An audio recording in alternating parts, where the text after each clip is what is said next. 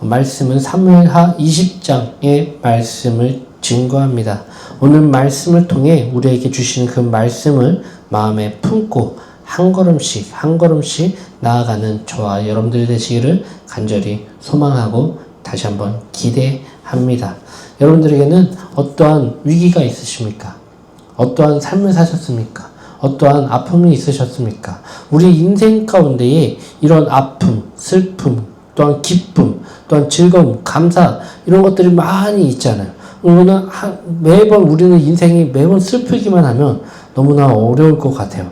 그렇죠? 근데 그렇다고 너무 기쁘기만 하면 그것 또한 물론 감사한 거긴 하지만 그것도 조금 좀 아리송하죠. 근데 그래도 기쁜 게 좋죠. 슬픔보다는 기쁨이 충만하기를 간절히 소망합니다. 그러면서 또한 우리는 이 세상에서 감사가 충만하기를 간절히 소망합니다. 우리 삶 속에서 이러한 기쁨과 감사와 즐거움과 희락과 이런 것들만 우리는 살기를 원하죠. 그렇죠? 이게 바로 어찌 보면 성공한 삶이 아닐까 생각이 되어집니다. 그런데 우리 인생은 그렇지만은 않더라고요. 우리는 항상 인생에 어떻게 기쁨만 있겠습니까? 이스라엘이라는 나라 지금도 있죠. 지금 이제 다시 나라를 세우고 뭐하고 그러면서 지금 그 나라의 국기를 보면요. 별이 이렇게 나오거든요. 그 별은요. 다윗의 별이에요. 다윗의 별. 지금도 이스라엘 백성들은요. 이스라엘 사람들은요. 이 메시아가 아직 오지 않았다고 믿습니다. 아직 예수 그리스도가 메시아로 인정을 아직 안 해요. 그렇기 때문에 다시 오실 메시아는 다시 오시라니 그들에게 메시아는 다윗과 같은 메시아를 꿈꿉니다.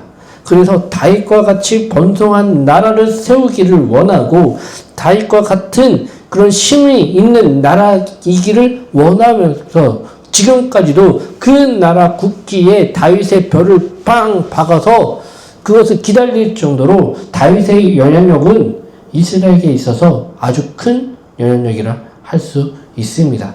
우리나라에 정말 위대한 장수들 또한 왕들 또한 있잖아요.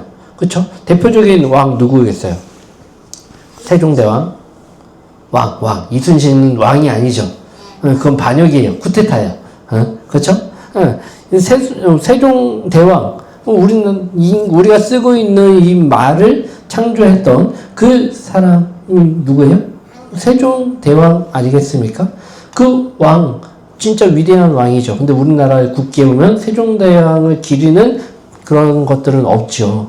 그쵸? 오늘 동상은 세우고 기릴 수는 있지만 근데 이스라엘 백성들은 아직까지도 다윗의 별을 이렇게 만들어서 그것을 보면서 기다릴 정도로 다윗의 영향력은 아직까지도 굉장히 크다는 것입니다. 근데 그 다윗을 통해서 우리가 또한 보기를 간절히 소망합니다. 그들이 그렇게 기다렸던 다시 회복할 그 나라, 다시 이스라엘이 진짜 강성한 나라를 위하여 그렇게 울부짖었던 찾았던 그 사람이 어떻게 살았습니까?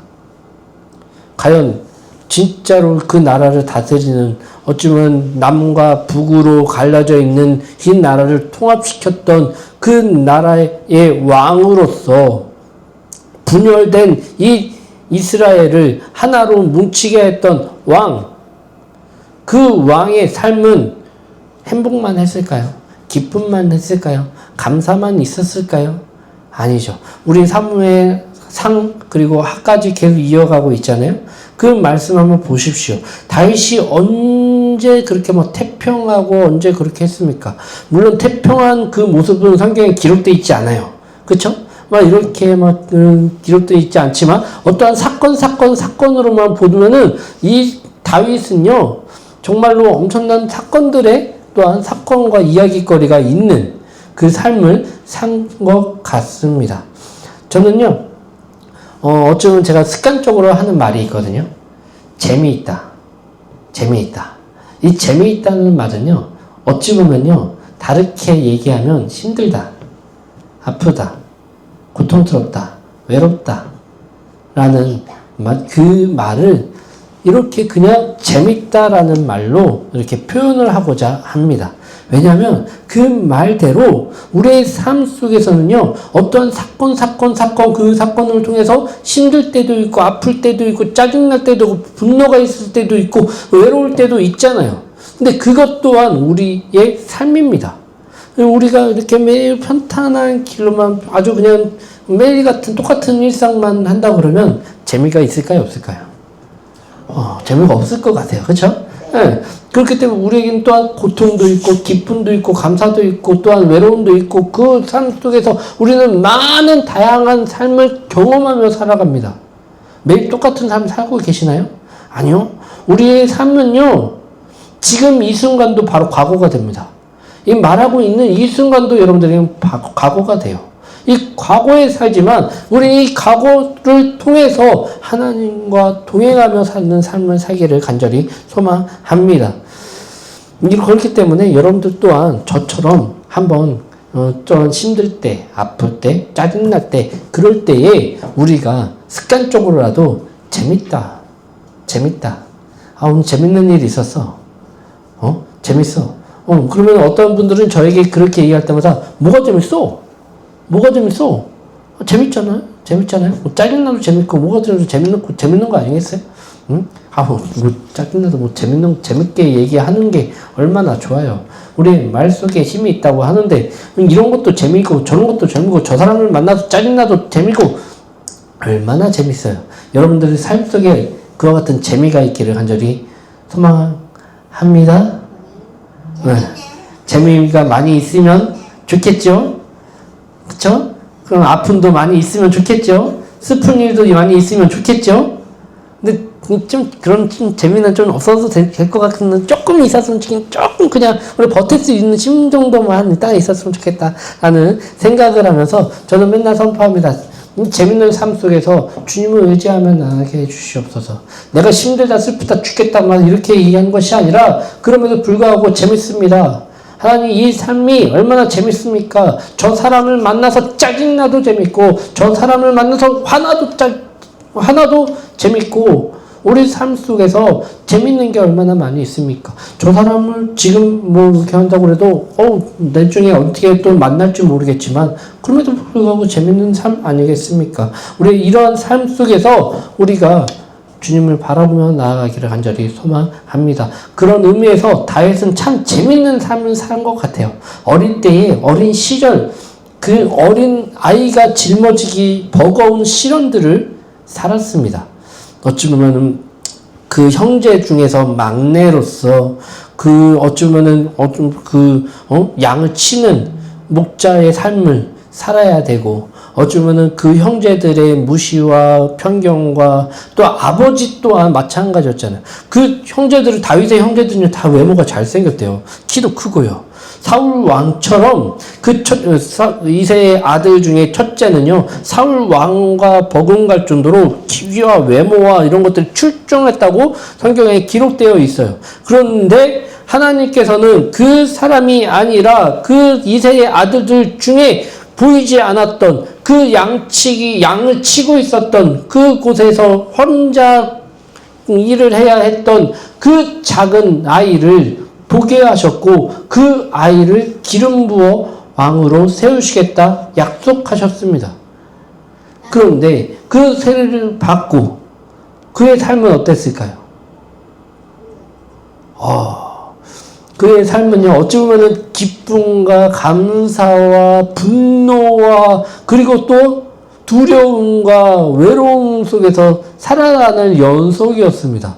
하나님께 기름 부어 축복받았으면 얼마나 삶이 이렇게 좋아야 되잖아요. 왕으로서. 그쵸? 사무엘의 기름 부음 받아서, 사무엘을 통해서 기름 부음 받아서 이제 딱 나아갔는데 그의 삶의 어린 나이의 그 모습은 어땠나요? 사울왕이 악신이 들려 뭐 했을 때에 그곳에 어떻게 해요? 악기를 치며 노래했던 사람이 누구였어요? 다윗이었죠. 와, 성공, 어린 나이에 왕궁에 가서 왕을 위로하는 악사가 되어서 그곳에서 어쨌든 간에 이제 앞은 이렇게 창창한 성공의 길로 보이는 것처럼 보였습니다. 그런데 이제 전쟁 가운데에 이제 블레셋과의 전쟁이 일어나게 되고, 우리의 형제들은 이제 전쟁 가운데에 이제 나가서 그 위험한 상황 가운데에 매몰리게 되었고, 그 또한 그 아버지가 그 형들을 위해서 먹을 것을 이렇게 갖다 주라는 명령, 어쩌면 명령을 받고 그곳에서 가서 누구랑 싸웠어요? 다윗은. 블레셋의 누구랑? 골리앗과 싸우게 되는 역사가 보여줍니다. 이길 수 있을까요? 어떻게 이길 수 있어요? 뭐 그래봤자 진짜 성경에 우리가 만화에서 보면은 어린 아이의 모습으로 이렇게 나와 있지만 한 17세 그 정도라고 생각하면 그렇게 큰 나이도 아니죠. 어린 나이도 아니죠. 근데 어쨌든 그 나이에 청소년 시절의 어린 다윗이 그 골리앗과 나가서 싸웠다는 것 자체가 놀라운 일 아니에요? 누가 자청했어요? 다윗이. 왜요? 하나님을 모욕하는 그 블레셋 군대를 소리를 듣고 가만히 있을 수가 없기 때문에 거룩한 분노가 일어나서 그 힘도 그렇게 있어봤자 얼마나 있었겠어요. 그가 양치기로 하면서 이렇게 도물을 쫓아내봤자 그 장수들은 세 발의 피 아니에요? 사람과 사람을 싸워서 죽이는 그 장수들과 앞에 나갔을 때에 다윗은요, 그럼에도 불구하고 쫄지 않고 어떻게 해요? 나갔잖아요. 누구의 이름으로? 예수 그리스도의 이름으로. 예수 그리스도는 아니죠. 만군의 여호와의 이름으로 나갔잖아요. 어떻게 됐어요? 승정보를 이뤘어요. 와우! 여기에서 이제 이스라엘의 그 왕에게 눈도장을 팍 찍히게 됩니다. 와, 성공가도를 이제 가리게 되는 장수로서 이제 그의 삶은 시작된 거예요. 그리고 그곳에서 장수로서 이제 이게 전쟁을 이제 준비하면서 나가는데 나가면 나갈수록 승정보를 오르고 옵니다. 백전백승이라고 얘기했잖아요. 다윗은 한 번도 진 적이 없어요. 나가면 이겨요. 그런데 어렸을 때의 다윗의 그 모습을 보면요, 와우, 성공가도를 달리고 있는 모습만 보이고 있어요. 어릴 때는. 그쵸? 얼마나 축복이에요. 그러면서 이제 승정보를 울고 막 그러면서 사람들이 이제 다윗을 주목합니다. 가는 일마다 하는 일마다 모두 형통해요. 왜요? 그가 능력이 많아서요? 그가 능력이 있어봤자 얼마나 있겠어요? 한 사람의 힘이 능력이 있어봤자 얼마나 큰 영향력을 미치겠어요? 이제 막 깊게 해야 이제 장수로서 조금씩 이름을 알리고 있을 뿐인데, 그에게는 사무엘에게 통해서 기름 부었잖아요. 근데 아직도 갈 일이 멀었어요. 하나님께서 왕으로 선택하셨다고 하는데, 아직 그의 삶으로 보면요, 앞이 안 보여요. 이렇게 하나님의 하나님의 약속처럼 그렇게 왕이 될 수 있었겠어요? 자기가 왕이 되려면 누가 죽어야 돼요? 왕이 죽어야 돼요. 그런데 그 죽을 힘을 다해서 이제 사람들이 그 악신에 들려서 이제 분노가 일어나는 거예요. 누구 때문에? 다윗 때문에. 다윗 때문에 위로받았던 사람이 누구 때문에 분노를 일으킵니다? 다윗 때문에. 왜요? 그가 형통한 모습을 보면서 두렵기 시작합니다. 사람들이 친송하고 그 사람들을 높입니다. 누구를? 다윗을. 왜요? 나가면 나갈수록 이기고 승전보를 불러오는 그 다윗을 보면서 이제 사울왕보다 다윗을 더 친송하고 이렇게 높이는 그 모습을 보면서 누가 두려워합니까? 사울왕이 두려워합니다. 그래서 사울왕이 이제 막 이름을 높이고 있는 다윗과 혼인시킵니다. 누구랑? 그의 자녀와 혼인시킵니다. 혼인시킨 이유는 뭐예요? 그 전장에서 공을 세우게 함으로 인해서 일부러 더 이렇게 나가게끔 해서 밀어붙이는 거예요. 너 제 선봉장에서 하면서 그 이유는 뭐예요? 죽으라고. 그 이유가 어쩌면 내 사위가 나가서 그렇게 싸워서 전사하였다. 그럼 누가 높아질까요? 그쵸, 사울왕이. 그래서 그걸로 인해서 자기 딸과 결혼시킨 거예요.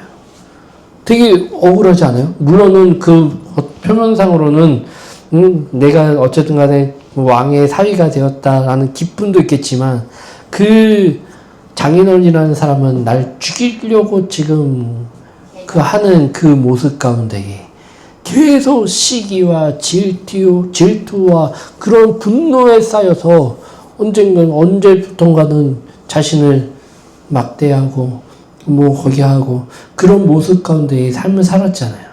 그리고 어느 순간 자기를 죽이고자 모의하여 그렇게 꾀를 부리고 모함을 시키고 그런 모습 가운데에 그 사울 왕의 아들이 그 거기와 요나단이라는 아이들이죠. 요나단이라는 아들과 통해서 어쩌면 구원을 받습니다. 피하게 되고 하게 되고 그리고 그 장인어른의 창을 던져가지고 그 피하는 그 장인어른이 나의 아버지가 아버지라는 그 사람이 나에게 칼을 창과 그런 것들을 던져서 날 죽이려고 하고 그 가운데 도망자가 되고 그 가운데에 내가 죽일 수 있지만 기회가 있었지만 그럼에도 불구하고 하나님께 세우신 왕이라고 하여 그 손도 안 대고 그 증표만 갖고 보여줬던 그 다윗의 모습. 그리고 그뿐만 아니잖아요. 도망자가 되어서 이제 그렇게 해가지고 다시 돌려보내고 지금 더 이상 쫓아오지 마십시오. 난 왕이 되려고 하는 것이 아닙니다. 하면서도 막 그렇게 했는데도 불구하고 또 쫓아오고 결국에는 그가 블레셋으로 도망다니는 도망자의 신세로 이렇게 전락하게 되고 그리고 그런 가운데에 그 블레셋에서 자기의 장수로 자기의 민족과 싸워야 되는 그 처지에 놓여지게 되고 그럼에도 불구하고 한마디 말도 못하고 어쩌면 끌려다니면서 해야 되는 그 장수의 모습으로서 살 수밖에 없었던 그 안타까움. 그런데 하나님께서는 이스라엘 왕으로 세우신다고 약속하셨기 때문에 그 이스라엘과 싸우면 나중에 이스라엘 백성들이 왕으로 세울 때 이게 인정받을 수 있을까요? 우리와 군사와 싸웠던 우리 군사들을 죽였던 그 사람을 어떻게 왕으로 세울 수 있겠어요? 그런데 하나님께서는 신기하게 그 전쟁의 장수로 세운 것을 막았습니다. 어떻게요? 하나님께서 그 블레셋의 그 왕의 신하들을 통해서 반대하여 이스라엘의 편에 서서 우리를 반역하면 어떻게 합니까? 안 됩니다. 라는 그 반대를 부딪혀서 결국에는 이스라엘과 싸우지 못하는 그 일을 보이게 됩니다.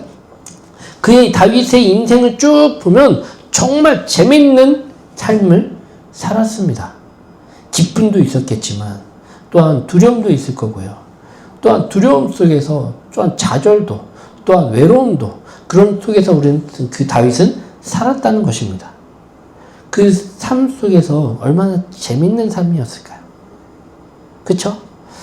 매번 전투에 나가는데 매번 전투에 나가보세요. 이거는요 어떻게 해요? 내가 죽든지 다른 사람 죽이든지 하는 게 바로 전투잖아요. 전쟁이잖아요. 그쵸? 지금 아직까지도 우리나라는 아니지만 우리나라도 전쟁을 겪었잖아요. 그렇죠? 그렇기 때문에 그 전쟁을 두려워하는 마음으로 우리는 계속 살았습니다. 북한이 쳐들어올까 염려하여 그 다음에 우리나라가 조금씩 성장하면 성장할수록 그런 국방비에 더 많은 투자를 하고 지금 이 나라가 진짜 세계적으로 국방력에 어쩌면은 이렇게 잘하고 있다 칭찬받는 그 나라가 될 때까지 정말 그 많은 사람들이 우리나라 탱크를 보고 탱크 한 대도 없었던 이 나라에 정말 탱크 강대국으로 정말 주변 나라들이 이렇게 놀랄 정도로 그런 것들 힘을 갖고 있으려고 노력하는 이유가 무엇이에요? 전쟁 때문이 아니에요. 그 전쟁의 아픔을 알기 때문에 그 두려움을 알기 때문에 만약에 북한이 쳐들어오게 되면 그것을 막을 수 있게 그 힘을 키우려고 했던 그 모습 아니에요. 그건 다 뭐 때문에 그런 거예요? 두려움 때문에 그런 거 아니겠어요? 두려움 때문에 내 힘을 더 키워야 된다. 라는 그 절박한 가운데에 이 나라 구원력을 세워져 가고 있어요. 다윗도 마찬가지예요. 다윗도 그 전쟁 가운데에, 매 전투 가운데에 죽이지 않으면 내가 죽을 수밖에 없는 상황 가운데 그 얼마나 조급한 마음, 얼마나 힘든 마음들이 다윗에게 있었는지 한번 우리가 보기를 간절히 소망합니다. 그리고 또 더 나아가서 이제 이스라엘 왕으로 세워지고 남유다의 왕으로 먼저 세워지고 북이스라엘의 왕으로 세워지고 그리고 그 예루살렘의 그 통일된 연합된 그 나라를 다스리기 위해서 예루살렘이라는 그곳에서 또한 왕이 됩니다. 그리고 주변에 있는 그 나라들을 직접적으로 다스리지 않지만 속국으로 만들어서 이렇게 받고 하는 어쩌면 그 나라의 어쩌면 리더가 지도자가 되었던 근데 그의 삶은 그게 끝이었나요? 어쩌면 이제 왕으로서 누리기만 하면 되는데 통치하기만 잘하면 되는데 어쩌면 자신의 실수가 또한 치부가 또한 드러나게 되잖아요. 네, 밧세바의 또한 가는 뭐 어쨌든 간에 그런 것들을 통해서 어떻게 해요? 또한 그 아내의 남편을 죽이는 전장에 성공대로 매번 보냈더니 이 사람이 자기와처럼 막 진짜 싸움을 잘하네요. 그리고 의리도 있어요. 그러다 보니까 다시 돌아와서 죽으라고 내보냈더니 죽지 않고 돌아왔네요. 죽으라고 내보냈더니 죽지 않고 돌아왔네요. 그래서 그 가운데 다시 앞에 다시 최종방의 장수로 보내고 그리고 뒤에 테러를 막아버리고 무조건 싸우라고 거기를 하면서 결국에는 그 사람들이 많은 사람들이 전사하게 되는 그 악행을 누가 저질렀어요? 다윗이. 이 죄로 인해서 다윗은요 평생 그의 죄의 짐을 지고 가야 돼요. 그 때문에 누가 그 반란을 일으켰을 때 한마디도 못했나요? 압살롬이 왜 일어났겠어요? 이 다윗의 자녀들 가운데에 서로 첫째 그 아들이 어쩌면 배달은 그 자매의 거기와 간음은 어쩌면 거기 간음이라고 해야 되나요? 성폭행. 네, 뭐 그런 폭행들을 통해서 분노가 일어나게 되고 그 가정에 그러한 거기에서 어떻게 해요? 압살롬이 자신의 누이를 보수를 하겠다고 해요. 죽임으로 인해서 또한 이제 그 갈등이 일어나게 됩니다. 결국에는 압살롬이 이 다윗의 그 모습들을 통해서 내가 왕이 되겠다고 쿠데타를 일으켜요. 내 자녀가 왕이 되겠다고 나를 죽여서 내가 왕이 되겠다고 그렇게 또 합니다. 또 그걸로 끝나나요? 아니죠. 그리고 그 왕이 되고자 했던 그 압살롬이 이제 자기를 죽이겠다고 쫓아오는 상황 가운데 이제 어쩔 수 없이 전투가 일어나게 됩니다. 그리고 그 전투 가운데에 누가 죽어요? 압살롬이 죽어요. 머리카락이 걸려. 네. 말을 타고 가다가 머리카락이 걸려 어떻게 하지도 못하는 그 상황 가운데에 다윗의 신하가 장서가 그를 죽임으로 인해서 이 쿠데타는 끝나게 되는 거예요. 그리고 나서 그 나라가 다시 회복될 줄 알았지만 또 다른 위기가 오게 됩니다. 우리 1절 다 같이 한번 읽겠습니다. 다 같이 시작. 마침 거기에 불량배 하나가 있으니 그의 이름은 세바인데 베냐민 사람 비그리의 아들이었더라. 그가 나팔을 불며 이르되 우리는 다윗과 나눌 분깃이 없으며 이새의 아들에게서 받을 유산이 우리에게 없도다. 이스라엘아 각각 장막으로 돌아가라. 아멘. 네, 오늘 말씀 잘 들으셔야 돼요. 오늘 말씀 잘 들으시고 내가 마지막에 이제 끝날 때에 문제를 낼 겁니다. 문제를 내면 여러분들한테 주는 선물이 여기 이렇게 준비해 놨거든요.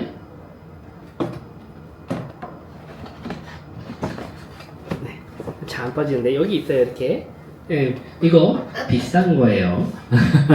네, 이거를 드릴 테니까 잘 기억하시고 제가 마지막에 질문하는 거에 답하시면 맞추는 분들에게 새해 선물을 제가 증정하도록 하겠습니다. 상과 같이 세바는 베냐민 지파 출신이었어요. 여기에 나오는 세바라는 사람이 이제 쿠데타를 또 한 번 일으키거든요. 전에 누가 일으켰죠? 이스라엘 쿠데타? 네. 압살롬이라는 누구의 자녀? 다윗의 자녀. 그쵸. 다윗의 자녀가 반란을 일으켰습니다. 왜요? 왕이 되고자. 그런데 여기에서 어찌보면은 이 압살롬의 쿠데타는 그렇게 큰 막 요동치지 않는 모습이 보여집니다. 어찌보면은 이 왕으로서 왕만 죽으면 되는 그런 거예요. 어찌보면 이 쿠데타가 왕을 차지하기 위한 쿠데타이죠. 그렇죠? 근데 여기에 나오는 세바라는 사람이 있습니다. 이 세바라는 사람은요, 사울왕의 그 세바는 사울왕의 베냐민 출신, 같은 출신인 거예요. 같은 지역 출신이고, 같은 거기에 출생이다 보니까 그 사람들이 이제 일어납니다. 이거는요, 잠재적인 어쩌면 위험이 있었어요. 분명히 북이스라엘과 남유다는 아직 통일된, 이제 하나된 그 나라로 지금 다시 세워져 가고 있지만, 지금 아직까지도 그 북이스라엘과 남유다와 예루살렘은 그렇게 아직 잘 혼합되지 않는, 아직까지도 분열의 씨앗이 남아있는 그 사울 왕은 어디만의 왕이었어요? 남유다는 사울 왕을 인정하지 않았어요. 너희들은 아직 그 사울 왕은 우리의 왕으로서 인정하지 못한다. 왜요? 우리는 하나님의 나라를, 하나님께서 다스리는 나라의 백성이기 때문에 왕이 어떻게 있을 수 있느냐라고 하면서 이 남유다는 어찌 보면 독립된 나라로 이렇게 독자적으로 지금 가고 있었던 상황이었거든요. 그리고 이 북이스라엘 사람들은요, 그 베냐민 출신, 그쪽 지역 출신으로 뭉쳐서 이제 이스라엘을 통합적인 왕으로 누구를 세웠어요? 사울 왕을 세운 거예요.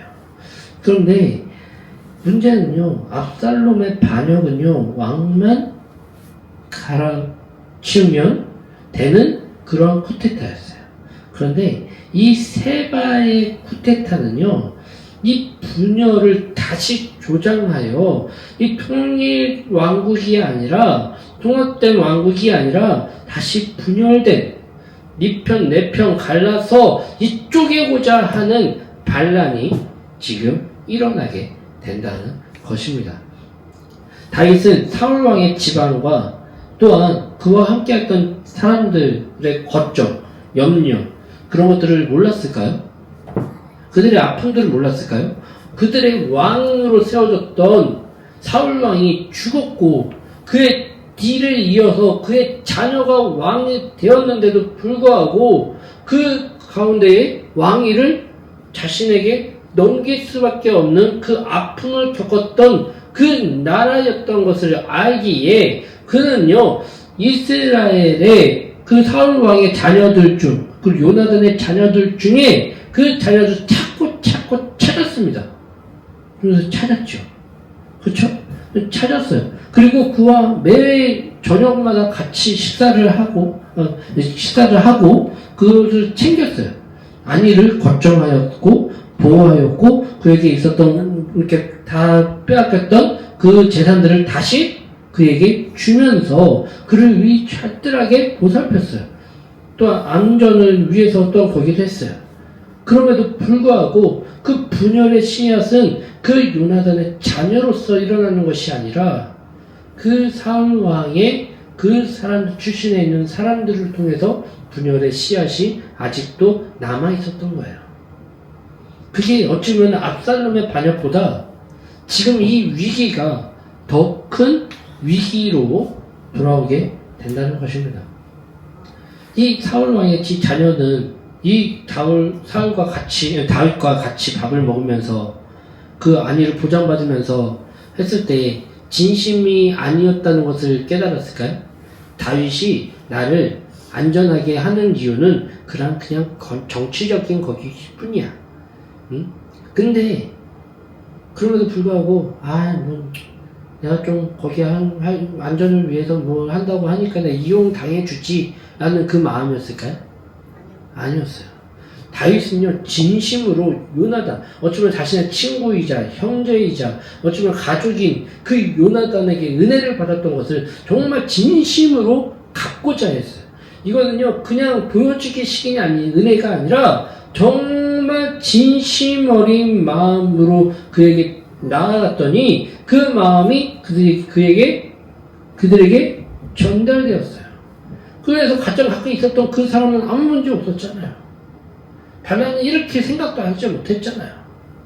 물론 몸이 불편한 그것도 있긴 있겠지만 그럼에도 불구하고 그에게는요 그런 위기가 절대 없었단 말이에요. 오히려 감사와 또한 다윗의 편에 서고자 했었던 그 마음이 더 크면 컸지 다윗을 왕을 물리치자 그 마음은 들지 않았단 말이에요. 그런데 아직 그 위험의 씨앗은 멀리서 있었다는 거예요. 이 압살롬의 반역이 일어나자 실패하였지만 그 실패를 틈타 지금 아주 혼란스러운 이때를 틈타 마침 거기서 불량배 하나가 있으니 그의 이름은 세바인데 베냐민 사람 비그리의 아들이었더라. 그가 나팔을 불며 이르되 우리는 다윗과 나눌 분깃이 없으며 이새의 아들에게서 받은 유산이 우리에게 없도다. 이스라엘아 각각 장막으로 돌아가라 하매 이제 본란을 이렇게 선포를 하고 그가 이제 사람들을 모읍니다. 이게 이제 그들이 성읍으로 이제 도망간 게 아니에요. 성읍에 이제 다른 조그만 성읍들로 가서 사람들을 모읍니다. 어쩌면 사울 왕의 사람들, 어쩌면 사울 왕에게 혜택받았던 그 지도자들, 그 사람들을 지금 어쩌면 다윗의 때에 소외된 사람들, 다윗 왕이 됨으로 인해서 소외받았던 사람들 누구예요? 사울 왕이 있었던 사람들 아니에요. 편에 있었던 사람들은 소외받았을 거 아니에요. 그쵸? 네. 지금 그 가운데 그 사람들을 모아서 이제 쿠데타를 일으키려고 합니다. 다시 갈라진 이스라엘을 어제 북이스라엘만이라도 이렇게 다시 일으켜서 그 사람들을 일으켜서 다시 우리는 갈라진 분열된 그 왕국으로 세우겠다라는 것입니다.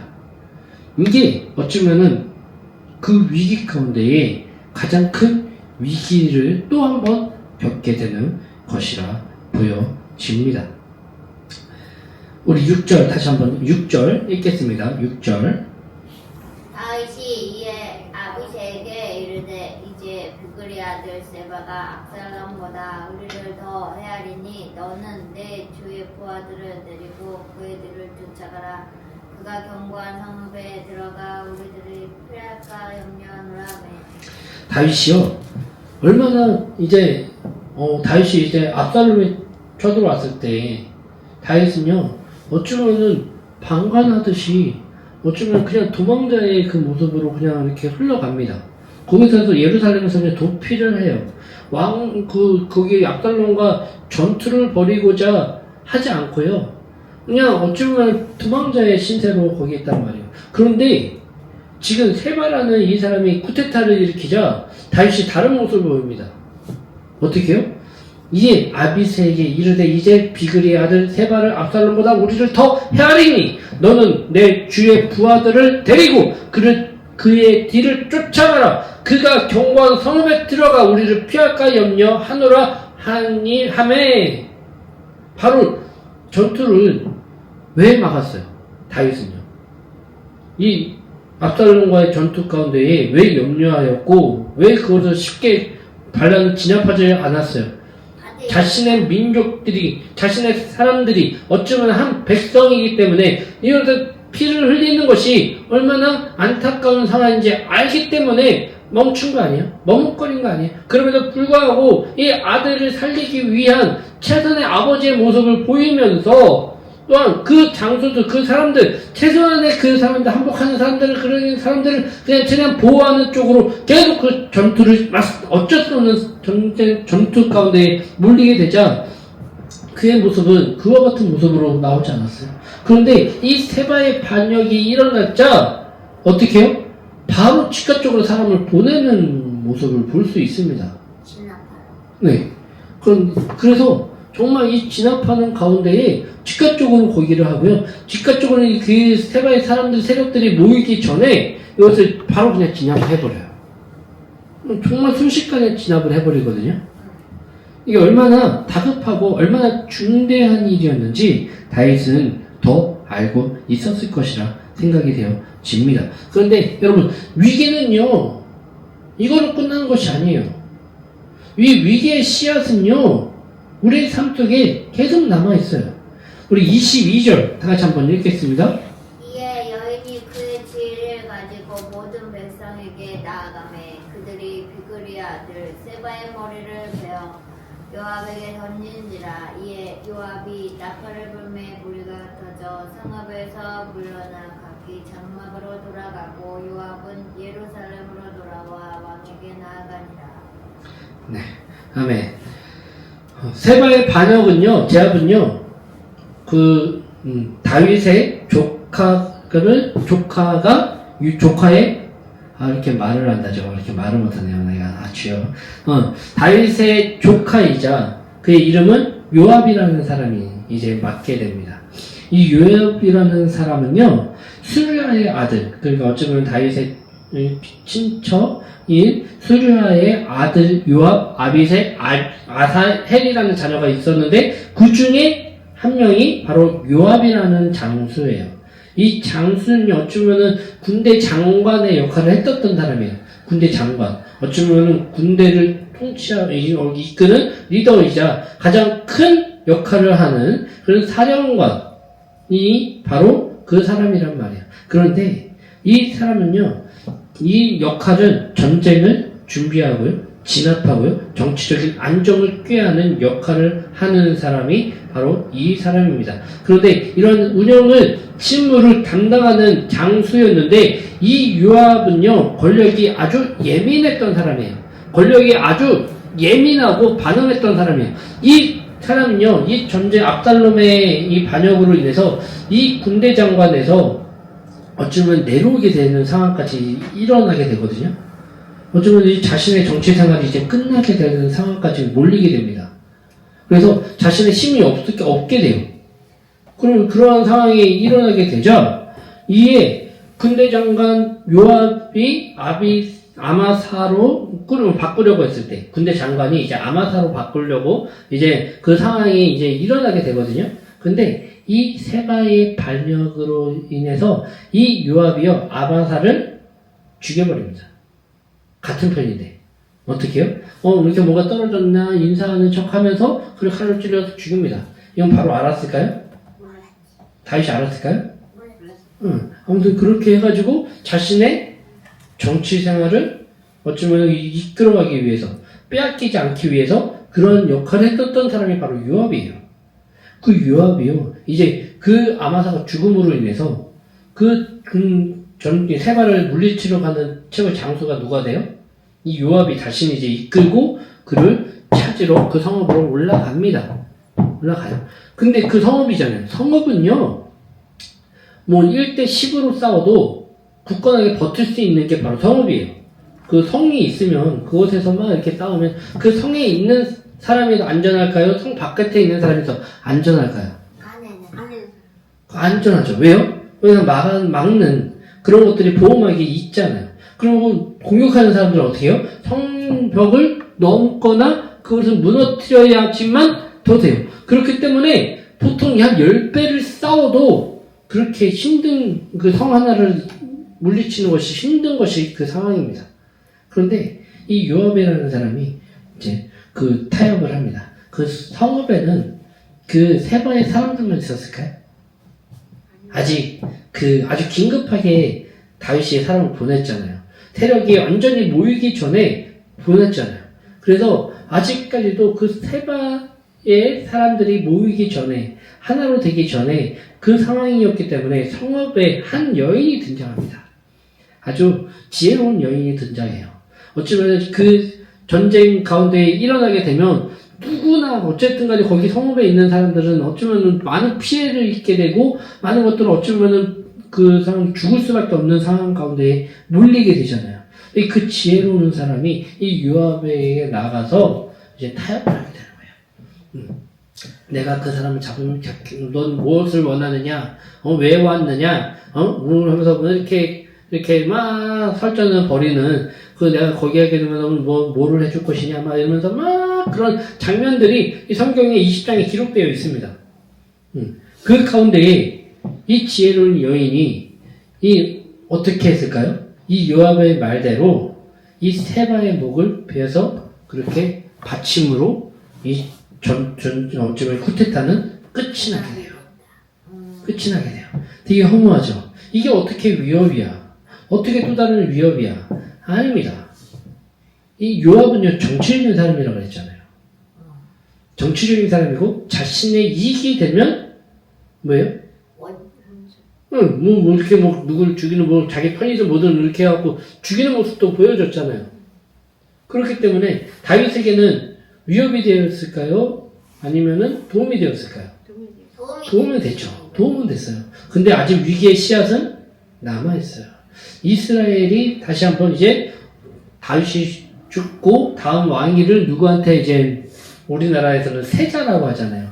세자를 나가 죽으면 이 세자가 왕으로 세울 거야 하는 게 세자잖아요. 자녀들 중에서 네가 내 뒤를 이을 왕의 후보야 하는 것들을 일일이 세웁니다. 근데 요압이라는 이 사람이 다윗이 정한 그 사람보다 다른 사람의 편에 서서 갈등을 일으켜요. 그리고 이 나라가 그 다윗 왕 이후에 누가 되었죠? 솔로몬이 되었죠. 아들 중에 솔로몬, 그 밧세바의 자녀 아들이 바로 그 솔로몬이었는데, 이 솔로몬이 그 왕을 이어서 통일된 이스라엘을 다스립니다. 그런데 이 솔로몬 이후에 다시 이 나라는요, 이스라엘은요, 북이스라엘 그리고 남유다로 다시 갈라지게 됩니다. 그 씨앗이 어디에서 났을까요? 바로 요압과 세바와 이런 사람들의 씨앗들이 지금 자라나게 되는 거예요. 우리에게는요, 언제나 다윗 때에는요, 왜 그런 것들을 안 일어났을까요? 지혜롭게 그 위기가 있자 빠르게 대처하고 하였습니다. 우리에게는요, 많은 위기가 있어요. 근데 우리에게는요, 지혜가 있기 때문에 그 위기 가운데에 우리는 어떻게 대처해야 될지 하나님께서는 지혜를 허락하십니다. 위기가 있어서 위기가 오는 건 당연하지.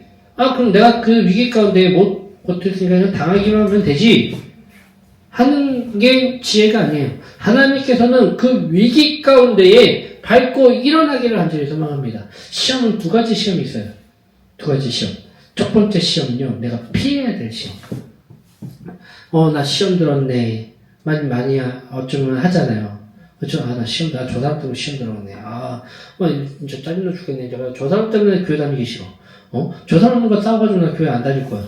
하는 사람들이 분명히 있어요. 그때는, 예전에 좋을 때는, 저 사람이 있어가지고 너무 거기, 목사님도 마찬가지예요. 그 성도와 목사님들 간에, 자기는 그 성도와 목사님들 간에 되게 좋을 때는, 되게 좋을 때는, 목사님이 개그 설교식 가운데 개그 한번 하더라도, 우리 목사님 진짜 유머가 진짜 재밌지 않냐? 그러면서 뒤에 가가지고요, 그 얘기하는데 성도들까지 간격이, 우리 목사님 간직, 이렇게, 얘기를 하는데 너무 재밌지 않냐? 하면서 근데 이제 조금 마음이 상하고 하면 어떻게 돼요? 안 좋아. 목사님의 넥타이가 뭐 삐뚤어졌냐, 뭐 했냐, 나가는데 인사하는데 나는 손 안 잡아줬냐, 뭐 거기서부터 해가지고, 나만 보면 예전에 막 방금 웃었는데 지금은 그냥 무표정으로 있더라? 뭐 하면서 그냥 뭐 하나가 다 그냥 트집거리가 돼서 시험 들었다, 뭐 한다, 그래서 교회 옮겨야겠다 하면서 선포를 합니다. 그런 시험은 어떻게 돼요? 피해야 되죠. 왜 그런 악한 거기에요? 피해야 될 시험들은 피해야 돼요. 내가, 술 마시는 것이, 나 이제 이번에 술을 안 마실 거야. 담배를 안 필 거야. 하면서 계속 그 자리에 있어요. 그리고서는, 시험 되겠네. 이거 먹고 싶은데, 맛있겠다. 하면서 그 시험의 자리에 있어요. 있어요. 그러면서 시험 들었대요. 내 이 유혹에 못 넘어가, 한 잔만. 뭐, 이렇게 해가지고 하면서, 이게, 요즘에 대한민국의 마약 분화국으로 진짜 막 거기 있잖아요. 어느 순간부터 마약은 우리나라에 들어오지 못했던, 그렇게 자부심을 갖고 있었던 나라가 지금 어느 순간에는 마약은 너무나 그 유통이 그냥 잘 되는 그 나라로 변제되었어요. 왜 그래요? 어느 순간에 이제 어린 아이들도 마약에 손대는 그 시대에 지금 살고 있습니다.